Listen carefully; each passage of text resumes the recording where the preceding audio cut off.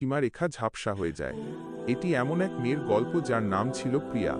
প্রিয়া একজন উৎসাহী বন্যপ্রাণী ফটোগ্রাফার ছিল, যে জঙ্গলের রহস্যময় জগতে হারিয়ে যেতে ভালোবাসত। তার হাতে থাকা ক্যামেরা যেন এক জাদুকরী ছড়ি ছিল, যা প্রতিটি মুহূর্তকে অমর করে রাখত। কিন্তু একদিন তার এই পাগলামি তাকে এমন এক জায়গায় নিয়ে গেল, যেখান থেকে ফেরা আর সহজ ছিল না। সবকিছু শুরু হয়েছিল সেই দুপুরে, যখন প্রিয়া এক ঘন জঙ্গলে ঢুকে পড়েছিল। সেখানে গাছের সবুজ ছায়া, বন্যপ্রাণীর ডাক আর অজানা গাছের ঘ্রাণ তাকে মুগ্ধ করছিল। এক বিরল পাখির ছবি তুলতে গিয়ে সে এতদূর চলে গেল যে পথ হারিয়ে ফেলল। সন্ধ্যা নামছিল, আকাশে কালো মেঘ জমে গিয়েছিল, আর হঠাৎ করে প্রবল বৃষ্টি শুরু হলো। বৃষ্টির ফোঁটা যেন আকাশ ফেটে ঝরছিল। প্রিয়ার জামাকাপড় ভিজে একাকার, চুল মুখে লেগে গেছে, ঠান্ডা হাড় পর্যন্ত ঢুকে গেছে। তার দাঁত কাঁপছিল, শরীর অবশ হয়ে যাচ্ছিল। চারপাশের জঙ্গল এখন যেন এক শত্রুর মতো মনে হচ্ছিল। বৃষ্টি আরও জোরে পড়ছিল। আশ্রয়ের খোঁজে চারদিকে তাকালেও কোথাও কিছু দেখা যাচ্ছিল না।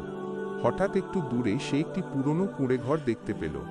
জীর্ণ শীর্ণ হলেও সেই মুহূর্তে সেটি যেন স্বর্গের মতো মনে হলো। প্রিয়া ছুটে গিয়ে ভিতরে ঢুকে পড়ল। ভেতরের দৃশ্য আরও বিষণ্ণ। একদম ফাঁকা ঘর, শুধু একটা পুরনো খাট আর টেবিলের উপর ধুলো জমা একটি বোতল। না মানুষ, না প্রাণী, শুধু বাতাসের হাহাকার আর বাইরে বৃষ্টির শব্দ। প্রিয়া ঠান্ডায় কাঁপছিল। কাপড় পুরো ভেজা, আর হাড় কাঁপানো ঠান্ডা তাকে অসুস্থ করে দিচ্ছিল। তার চোখ পড়ল সেই বোতলের দিকে। অদ্ভুত লাগছিল বোতলটা, যেন যুগ যুগ ধরে পড়ে আছে সেখানে। কৌতূহল তাকে বোতলটা তুলতে বাধ্য করল, আর বোতলটা ছোঁয়া মাত্রই সেটা জ্বলে উঠল। প্রিয়ার মনে হলো এটা হয়তো কোনো দামি জিনিস বা প্রাচীন শিল্পকর্ম। সে একটু ধুলো মুছে দিল, আর হঠাৎ করেই বোতল থেকে ধোঁয়া বের হতে লাগল। ধোঁয়া পাক খেতে খেতে এক বিশাল আকৃতির রূপ নিল। এক জিন, লম্বা, শক্তিশালী, চোখে আগুনের মতো ঝলক, কণ্ঠে বজ্রের মতো গর্জন। প্রিয়া ভয় পেয়ে পিছিয়ে গেল। তার মনে হলো এটা নিশ্চয় কোনো ভূত বা বনের আত্মা।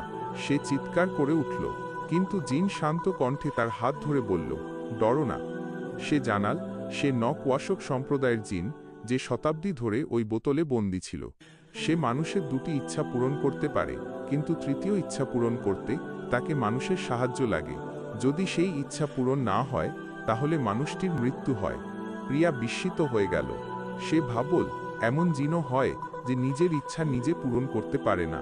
জিন জানাল তার তৃতীয় ইচ্ছা মুক্তি সম্পর্কিত। সে চায় মুক্ত হতে, আর এজন্য তাকে একজন মানুষের সাহায্য লাগবে। প্রিয়া না ভেবে তার প্রথম ইচ্ছা জানাল। তার কাপড় ভিজে গিয়েছিল, সে চাইল একটু উষ্ণতা। জিন তালি বাজাতেই কুঁড়ে ঘরে আগুন জ্বলে উঠল। আগুনের আলো আর তাপ ছড়িয়ে পড়ল চারপাশে। প্রিয়া আগুনের সামনে বসে নিজের শরীর আর কাপড় শুকাল। কিছুক্ষণ পর সে স্বস্তি পেল। এরপর সে দ্বিতীয় ইচ্ছা জানাল। সে তার মাকে দেখতে চায়, যিনি 10 বছর আগে মারা গিয়েছিলেন। জিন আবার তালি বাজাতেই তার মা সামনে এসে দাঁড়ালেন। প্রিয়ার চোখ ভিজে উঠল। মা মেয়ের আলিঙ্গন, কান্না, হাসি, সব মিলিয়ে এক আবেগঘন মুহূর্ত। তারা গল্প করল, পুরনো স্মৃতি মনে করল। কিন্তু হঠাৎ জিন বলল, সময় শেষ। প্রিয়া হতভম্ব। মানে? জিন বলল, তুমি সময় চাওনি, তাই নিয়ম মতো আধ ঘন্টার জন্যই দেখা হয়েছিল। তার মা মিলিয়ে গেলেন। প্রিয়া কাঁদল, কিন্তু এখন সে সতর্ক। এখন জিনের পালা। সে বলল, এবার আমার ইচ্ছা পূরণ কর। প্রিয়া জিজ্ঞেস করল, কি করতে হবে? জিন বলল, আমার মুক্তির একমাত্র উপায় হলো একজন মানুষের সঙ্গে সহবাস। প্রিয়া স্তব্ধ হয়ে গেল। তুমি পাগল। জিন বলল, না, যদি না করো তুমি একদিনের মধ্যে মারা যাবে। প্রিয়া ভেবে দেখল, এটা কোনো কামনা নয়, এটা মুক্তির আকাঙ্ক্ষা। আর এখন তার জীবন জিনের হাতে। অবশেষে সে রাজি হল। সেই রাতটা কেটে গেল আগুন, ঝড় আর গোপন কামনার মাঝে। কুঁড়ে ঘরের দেয়ালে প্রতিধ্বনিত হচ্ছিল তাদের নিঃশ্বাস। কেউ শুনল না, কেউ দেখল না। সকালে সূর্যের আলো ঢুকে পড়ল। জিন এখন এক সাধারণ মানুষে পরিণত হয়েছে। সে আনন্দে হাসল, আমি মুক্ত। প্রিয়া তাকে দেখে খুশি হলো, কিন্তু মুহূর্তেই তার শরীরে অদ্ভুত পরিবর্তন শুরু হলো। সে আতঙ্কিত হয়ে জিজ্ঞেস করল, এটা কি হচ্ছে? জিন এখন মানুষ বলল, আমি জানি না। সে কুঁড়ে ঘর ছেড়ে চলে গেল। প্রিয়া এখন জিনে পরিণত হলো, বোতলে বন্দী হয়ে গেল। আসলে জিন তাকে প্রতারিত করেছিল। যে কেউ জিনের সঙ্গে সহবাস করত, সে পরের জিন হয়ে যেত। আর পুরনো জিন মুক্তি পেত। এইভাবে মুক্তির নামে এক নতুন বন্দিত্বের গল্প শুরু হলো।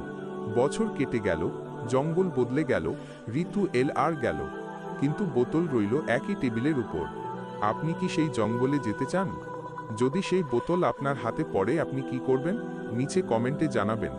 আর যদি গল্পটি ভালো লেগে থাকে তবে লাইক দিতে ভুলবেন না। এমন আরও রহস্যময় ভিডিওর জন্য আমাদের চ্যানেলটি সাবস্ক্রাইব করুন। দেখা হবে পরের ভিডিওতে, ততদিন ভালো থাকুন। বিদায়।